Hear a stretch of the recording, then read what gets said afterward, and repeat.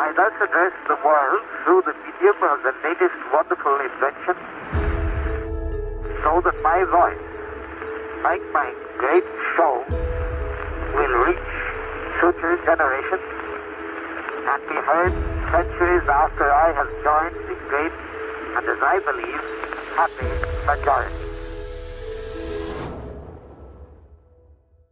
Welcome to Becoming Barnum, the journey to fame and fortune, a podcast presented by the Barnum Museum in Bridgeport, Connecticut, and based on their award-winning blog series. Support for this project is presented to the Barnum Museum from the City of Bridgeport American Rescue Plan Act funds, People's United, a division of M&T Bank, and the Connecticut Humanities and National Endowment for the Humanities as part of the Federal American Rescue Plan Act.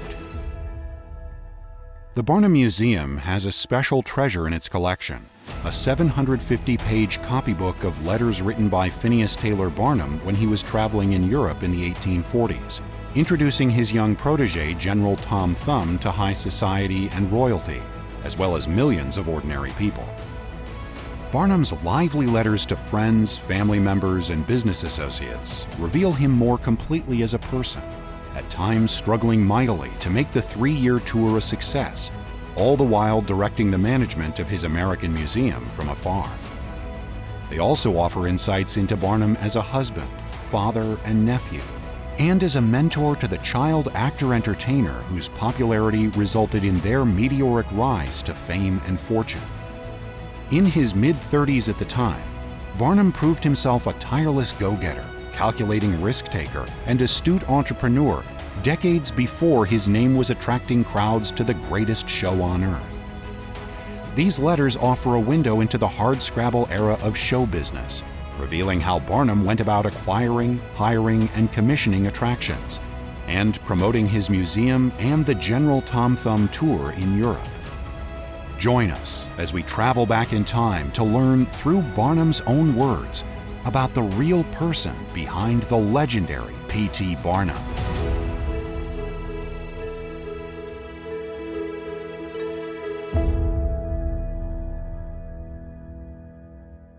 A bit of France in Bridgeport, Connecticut. One of the fascinating artifacts the Barnum Museum has in its collection is a 750-page volume of letters compiled while P.T. Barnum was on tour with child actor prodigy General Tom Thumb in France and the United Kingdom in the mid-1840s. Charles Stratton was the boy's real name, and at the time he set sail for Liverpool, England in January of 1844, he had just turned 6 and would not return home to America for another 3 years. Notably, Barnum billed Charles as 5 years older than he was to make his diminutive stature seem all the more remarkable. Barnum himself was a young man in his mid-30s and only just beginning to make his name and fortune. This letter copybook is a treasure, in large part because it documents the early years of Barnum's and General Tom Thumb's careers, but until recently it wasn't accessible for research. Even Adrienne St. Pierre, the Barnum Museum's curator, had not been able to go through it until it was digitized, and she could find time to focus on reading the letters a few at a time. The copybook contains many letters, including about 30 written to the editors of the New York Atlas newspaper to be published as a travelogue series in their Sunday paper. They are full of descriptions and opinions about the scenery, the cuisine, the cleanliness of hotels, or lack thereof, French art and history, the manners and traditional dress of country people, the ways that towns were laid out and built, and whatever else caught Barnum's attention. Seeing Bridgeport spring to life in April of 2020 with golden swaths of daffodils in bloom and tulips soon to follow, Adrienne was struck by the realization that Barnum's travels in France had influenced his vision for his beloved Bridgeport. This was clearly revealed by what he chose to tell the Atlas readers.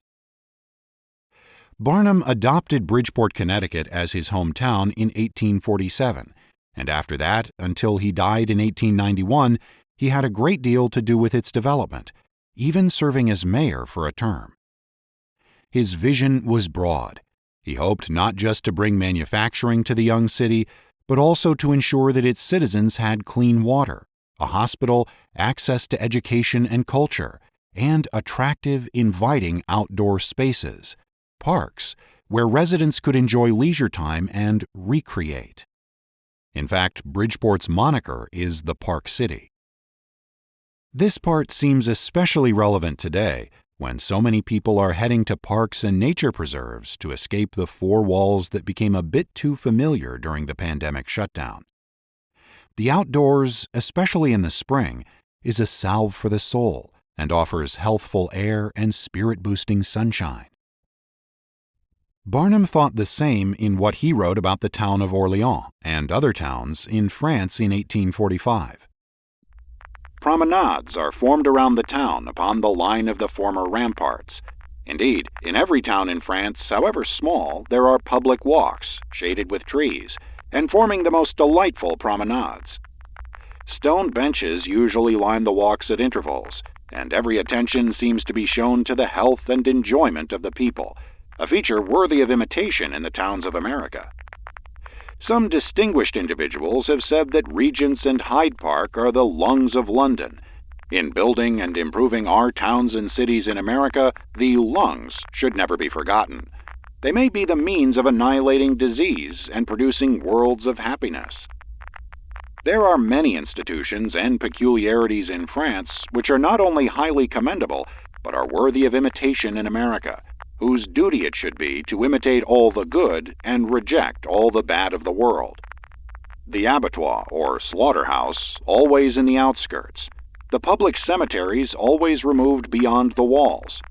The public museums of natural history and paintings, found in every large town, and the public libraries and reading rooms, arranged in convenient apartments with salaried librarians, common in all French provincial towns. These are examples worthy of imitation by the most delightful, free, and happy country on the face of the globe, the United States of America.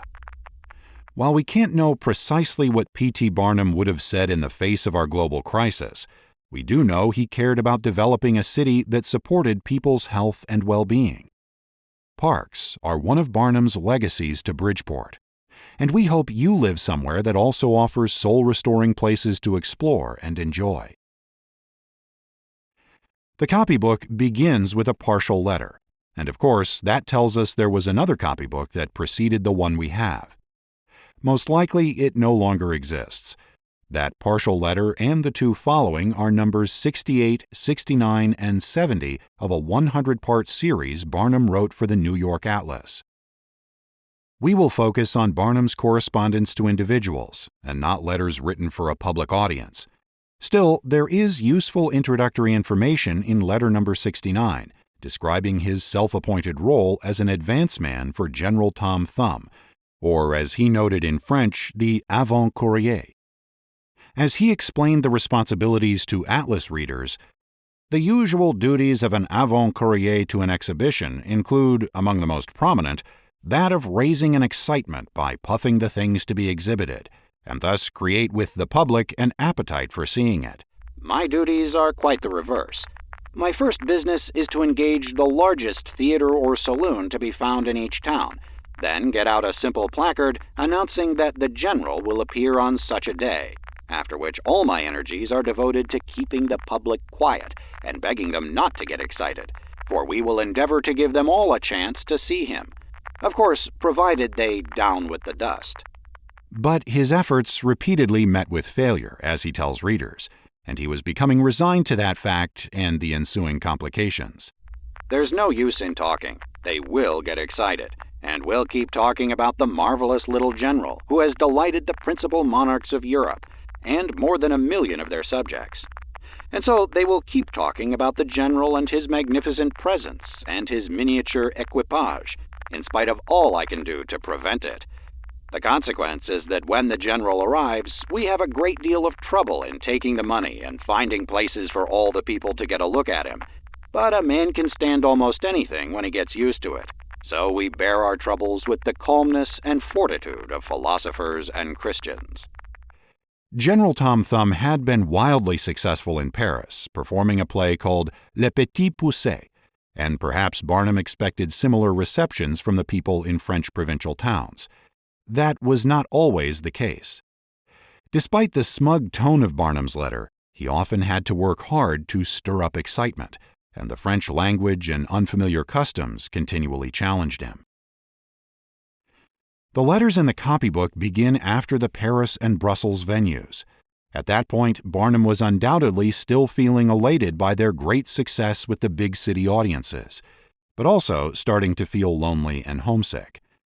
The difficulties of constant travel, managing business in another language, and adapting to peculiar laws and taxes would soon begin to wear on him. His wife Charity and their 2 daughters returned to Bridgeport, and he, now in the role of advance man, was separated from the entourage. The first personal correspondence in the copybook is a letter to Sherwood Stratton, the father of General Tom Thumb. It was written on August 6, 1845, while Barnum was in Angers, a town 186 miles, 299 kilometers, southwest of Paris.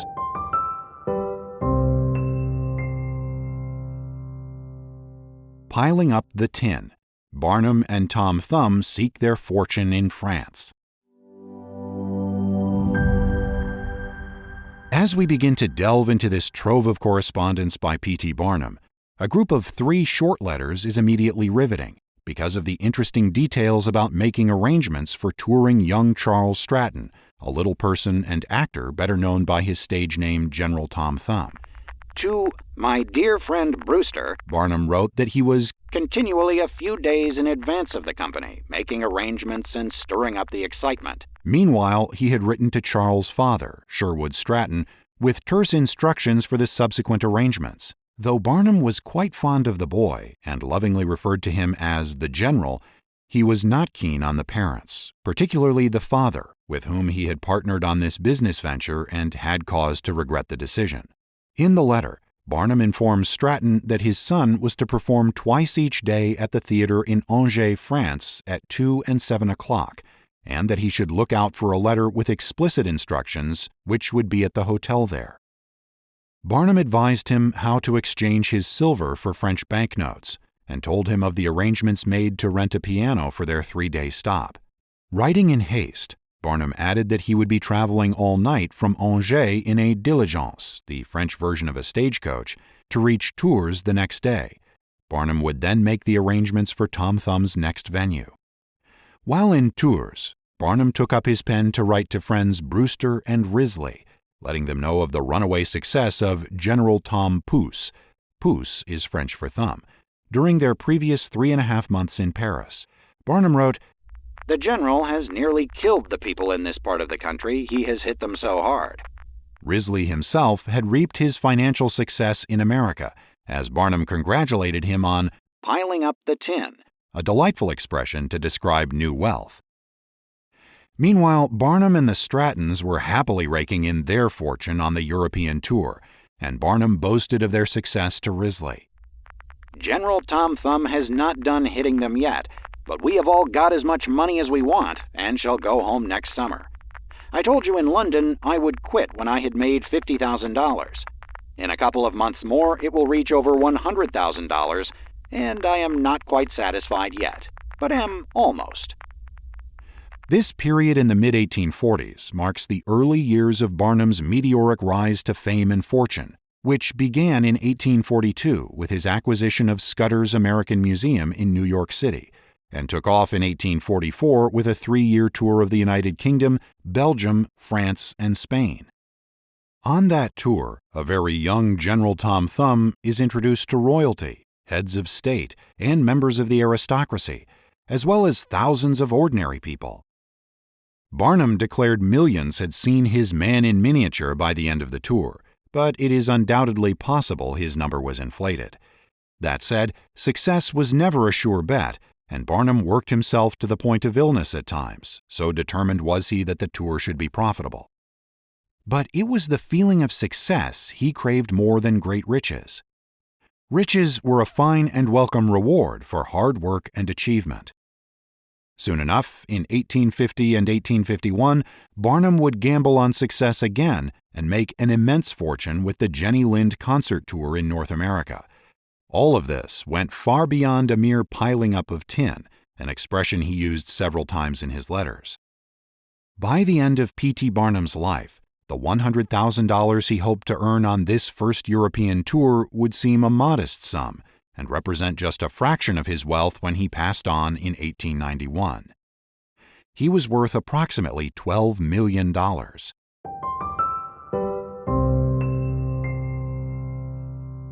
The general's clothes and carriage stir up excitement. The letters in P.T. Barnum's copybook offer such a rich assortment of intriguing details that it's hard to know what to highlight in a podcast. He used the word scribblings to describe his correspondence with the New York Atlas newspaper editors, to whom he provided descriptions of his travels. Since recorded audio didn't exist in Barnum's day, maybe he would have referred to this as scribblings.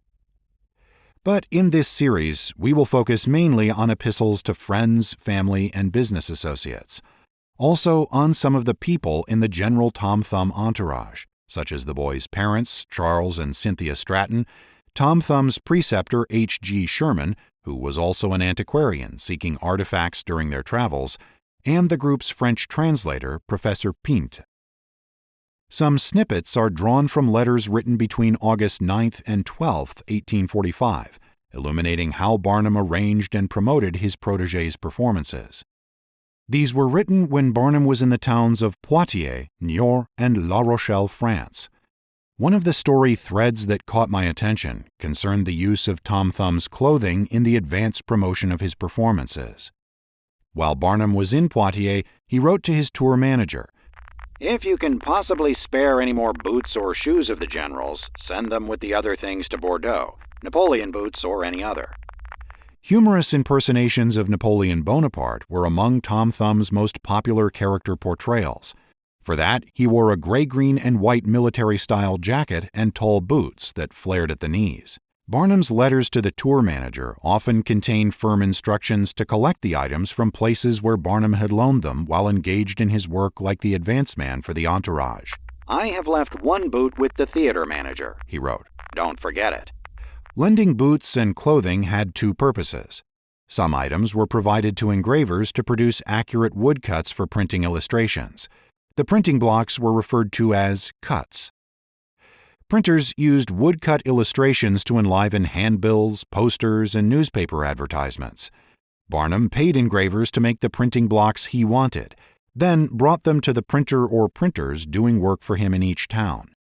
He had to remember to get the printing blocks back or have them forwarded, which could be a challenge since often he was only in a town for a couple of days and nights to book a performance venue for the general.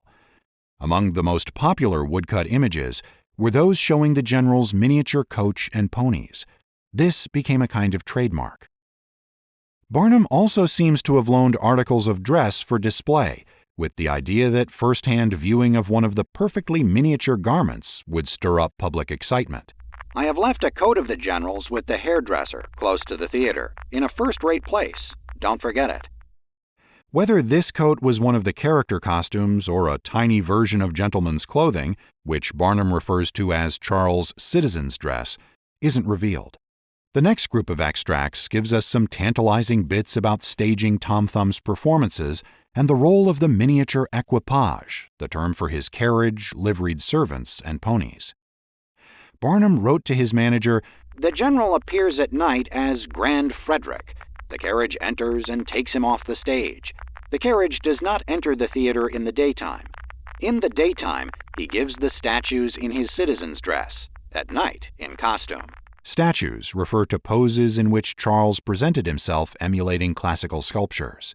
Frankly, it is hard to envision him doing that in a suit, and photos from later dates show he wore something like a white body stocking for these poses. In another letter, Barnum gives specific instructions about the entourage's arrival in the town of Niort. "The groom must leave Poitiers at 5 o'clock, and you leave at 6:30 or certainly by 7. The groom was charged with bringing Tom Thumb's miniature coach and ponies, the equipage that had become an essential marketing tool since their tour through the UK. Yet Barnum's enthusiasm for success at Niort, which he expressed high hopes in a previous letter, seems to have been quelled within a day or two of his arrival. You will not do much here, I fear. It is a large town, but very dull. Still, you must try. If the groom gets the equipage in the streets by 11 o'clock, he may stir them up some. You don't play Le Petit Poucet, a play written for Tom Thumb, after you leave Tours, but the general imitates Frederick the Great here in the evening. Tom Thumb's imitation of Napoleon had been very well received in England. Still, it was thought prudent to forego imitating the French hero while on tour in France, because of the restoration of the monarchy. However, curiosity got the better of King Louis-Philippe, and he asked to see the Napoleon portrayal. But for everyone else, General Tom Thumb would mimic a different military hero, Frederick the Great. The costume for this character role may be what Barnum was referring to when he directed a correspondent to go as soon as possible to Messrs. Roux and Company theatrical agents, to have them send signed contracts, and he asked that Mr. Roux will also please send his bill for the General's new clothes, and I will attend to it at once. Here at the Barnum Museum, we have a fantastic array of clothing that initially belonged to the General and was saved over the years. Among these items are a Napoleon jacket made of sage green wool accented with off-white and scarlet, a brown silk velvet court suit, a black wool gentleman's suit, a navy and scarlet military jacket, plus footwear, jewelry, and more. A single epaulet and a Napoleon-style hat and boot are among these treasures, and all can be seen in the Connecticut Digital Archive. The Barnum Museum also has one of Tom Thumb's show carriages. There were a number made, and perhaps most famous was a blue one presented to him by Queen Victoria, along with 4 small yet sturdy Shetland ponies.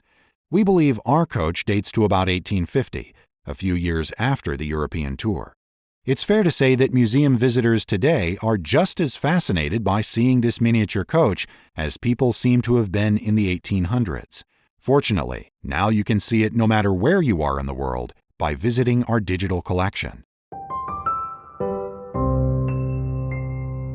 Negotiating tactics.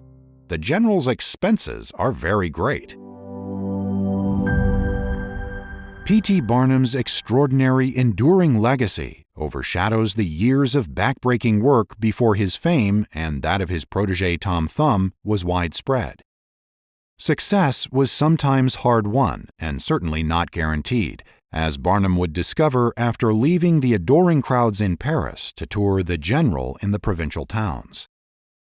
Barnum's correspondence from the summer of 1845 reveals that stirring up the excitement was an arduous process in places where people were not yet acquainted with the irresistible charms of man in miniature Charles Stratton.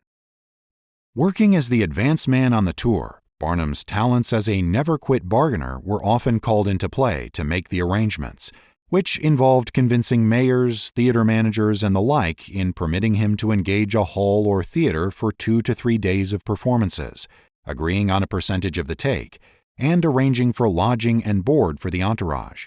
A particularly trying episode occurred in the town of Bordeaux in mid-August. More often than not, the sticking point in settling on the fees concerned a poor tax levied on luxuries such as concerts and theater performances, as these could take a hefty chunk from the profits Barnum anticipated. A frequent complaint in Barnum's letters was the amount of money he was required to pay the hospice people at each town where Tom Thumb performed. Each town had its own Commission du Hospice Civil, responsible for raising money to offset the town's cost of caring for the institutionalized poor.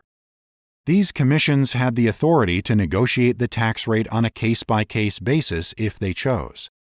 While not opposed to the principle of the tax, Barnum was exasperated by the rates he felt were exorbitant, and this came to a head in Bordeaux when Léon Bazou, the director of the hospice board, refused to budge. An infuriated Barnum penned off a letter to Bazou that, luckily for us, tells us more about Charles Stratton's career and also details his expenses. Barnum threatened to pull the plug on performances in Bordeaux, citing hospice fees he claimed would cause Charles to lose money. Barnum argued, "He comes a great distance with his family in order to gain an honest livelihood. He has already paid about 7,000 francs for the benefit of hospice in France, and he is willing to pay all that he can afford for the benefit of the poor. But when your demands are so exorbitant as to overreach his profits, you not only deprive him of the ability of performing at all, but you at the same time deprive the hospice from receiving any assistance from him.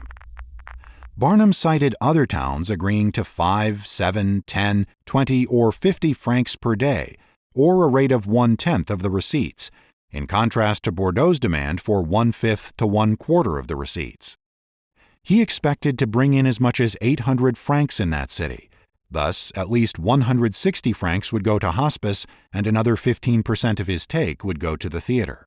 He countered, "I very much regret that your demands are such as to render it impossible for General Tom Pouce to visit Bordeaux." Barnum was always careful to frame his negotiations as if he was Charles' agent, not the showman in charge.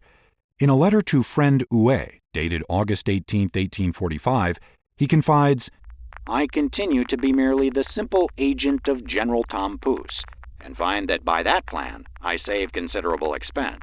Using that tactic, Barnum explains in his letter to Bezout, "The General's expenses are very great. He is obliged to travel with these voitures, vehicles, à poste, one post-chaise with 4 horses, a fourgon, a long-covered wagon made to carry goods and supplies or baggage, with 3 horses to carry his 4 ponies and little carriage, and another fourgon to carry the baggage and the accessories to his performances. He is also obliged to pay large salaries to his interpreter, preceptor, teacher, musicians, and others in his employ, so that his daily expenses average 400 to 500 francs. Barnum bolstered his case by explaining that "The General is not exhibited simply as a natural curiosity, for as a natural curiosity alone he would not receive 100 francs per day. But the chief attractions of his exhibitions are his performances, which consist of the poses académiques, as well as dancing, singing, imitations of celebrated characters such as Grand Frederick and Company. His exhibitions, you will therefore perceive, partake of the dramatic, and he is not therefore to be considered the same as a natural curiosity, which by law gives the hospital the right to demand 1/4 of the receipts. The General is an actor, and a member of the Association des Artistes Dramatiques, as you will see by the book which accompanies this letter." Of course, Barnum was determined that the General would perform in Bordeaux. He was sure to gain widespread acclaim there, and it was hoped the receipts would make up for losses in some small towns. He therefore asked Bezout to reconsider the tax rate, and offered that if the fees he, Barnum, reported having paid to other towns were found to be false, he would pay 1/4 of the whole receipts in Bordeaux. Things had been more accessible in Paris and England, for Barnum concludes, "If you are willing to do this, then I shall be most happy to make arrangements for him to visit this city. But if you persist in demanding a sum which he is wholly unable to pay, then unfortunately his long and pointless journey from Paris to Poitiers must be thrown away, and he must return to Paris and England, where the laws will permit him to gain a livelihood without taking from him all that he can earn." Letters from Barnum to his associates on this subject continue over several days, each one describing his aggravation with the hospice board and the fact that he could not get things settled quickly. He informed Charles' father, Sherwood Stratton, "As I expected, I have bloody bad work with the hospice here, but I don't give it up yet. I hope to get it, the rates, reduced." Further venting his frustration, he writes, "There is plenty of money here, and we can raise the devil, but I don't want to work altogether for the hospice." So, who won the argument? Did the General get to perform in Bordeaux after all this trouble? Indeed, Barnum gives no indication he will give up or give in. Knowing his determined nature, I strongly suspect he will find a way to make a splash in Bordeaux, and for that story, stay tuned. Thanks for listening to this episode of Becoming Barnum, The Journey to Fame and Fortune. This podcast was produced by the Barnum Museum. All episodes are based on the blog series Barnum's Letters from Abroad by Adrian St. Pierre, curator of the Barnum Museum. Editing and sound design are by Rui Pino, and narration by William Saris. Kathleen Marr is our executive director, and John Swing is our chief operations officer. Please visit our website at www.barnum-museum.org to learn more about the museum. Don't forget to connect with us on social media and visit the Barnum Museum's YouTube channel for behind-the-scenes presentations of our fascinating collections and more stories about the legendary showman. Please tune in next time as we continue our adventures in Europe with P.T. Barnum.